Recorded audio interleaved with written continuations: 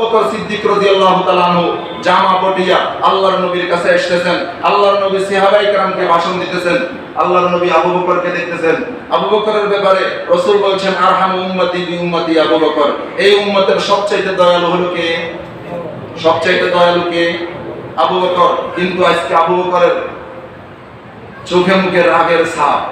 রাসূল বলছেন, তোমাদের সাথী আবু বকর ঝগড়া করে এসেছে, দেখো। তোমাদের সাথী আবু বকর ঝগড়া করে এসেছে, দেখো। আবু বকর আসি বলতেছে, ইয়া রাসূলুল্লাহ, ঝগড়া করে এসেছি। কার সাথে ঝগড়া? ওমরের সাথে। কার সাথে? ওমরের সাথে। কি নিয়ে ঝগড়া? কয়, আমার সাথে ওমরের সাথে একটা তর্কাতর্কি হয়েছে। ওনাদের তর্কাতর্কি ছিল দ্বীনের ব্যাপারে। কিসের ব্যাপারে? দ্বীনের ব্যাপারে তর্কাতর্কি হয়েছে। অবশেষে ভুলটা আমার হয়েছে। কে বলতেছে? আবু বকর বলতেছে, ভুলটা আমার হয়েছে। আমি ওমরের কাছে ক্ষমা চেয়েছি, কিন্তু ওমর আমাকে ক্ষমা করে না। এই কথা শোনার পরে রসুলের চেহারা রাগে লাল হয়ে গেছে। হযরত ওমর এইদিকে আবু বকরকে খুঁজতেছে, কিছুক্ষণ পর চিন্তা করতেছে, হায় রে, আবু বকরের মতো সাহাবী আমার কাছে মাপ চাইছে, আমি মাপ করি নাই, এটা ঠিক করে নাই। তো কি করতে হবে? আবু বকরের বাড়িতে যাইতে হবে। গিয়ে দেখে বাড়িতে আবু বকর নাই। আয়েশার কাছে গিয়ে দেখে আয়েশার কাছেও নাই। এখন ওমরের আর বুঝতে বাকি নেই, আর কোথায় যাবে? আর কোথায় যাবে? যাওয়ার জায়গা তো একটা, সেটা কোথায়? রসুলের দরবার। সেটা কোথায়? রসুলের দরবার। রসুলের দুয়ারে এসেছেন ওমর। ওমর যখন আল্লাহর নবীর দুয়ারে এসেছে, ওমরকে দেখার সাথে সাথে, হাদিসের ভিতরে এসেছে, ওমরকে দেখার সাথে সাথে আল্লাহর নবী বসার থেকে এত বেশি রাগ হয়েছেন, বসার থেকে দাঁড়ায় গেছে। আল্লাহর নবীর চোখে মুখে আগুন পড়তেছে, আগুন বাইরে গেছে।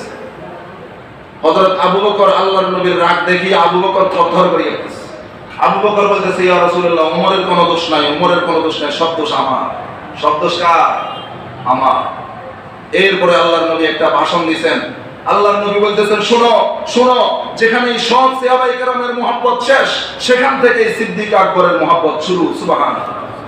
যেখানে তোমরা সব সাহাবায়ে কেরামের আমার প্রতি মুহাব্বত শেষ, সেখান থেকে সিদ্দিক আকবরের মুহাব্বত শুরু।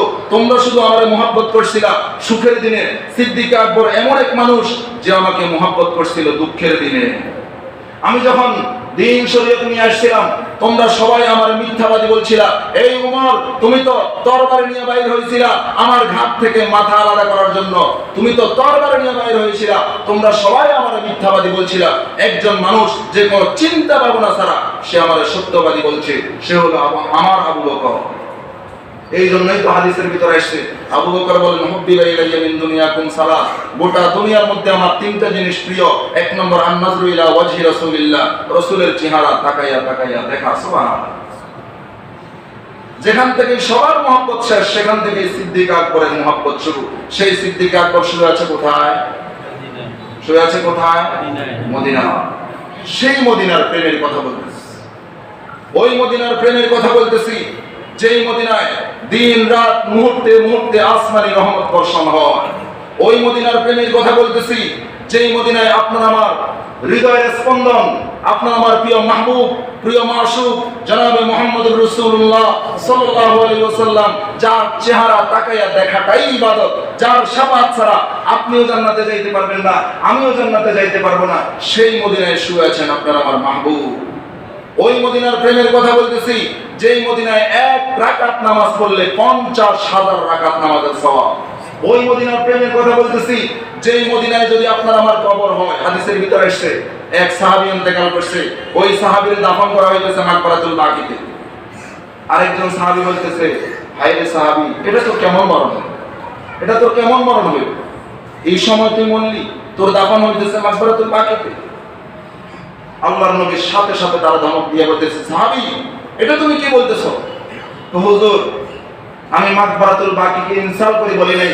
আমি বলছি, যদি এই সাহাবীকে যুদ্ধের ময়দানে শাহাদাত করা হতো, শহীদ করা হতো, তাহলে তো তার হাসর হতো শহীদদের সাথে। কার সাথে?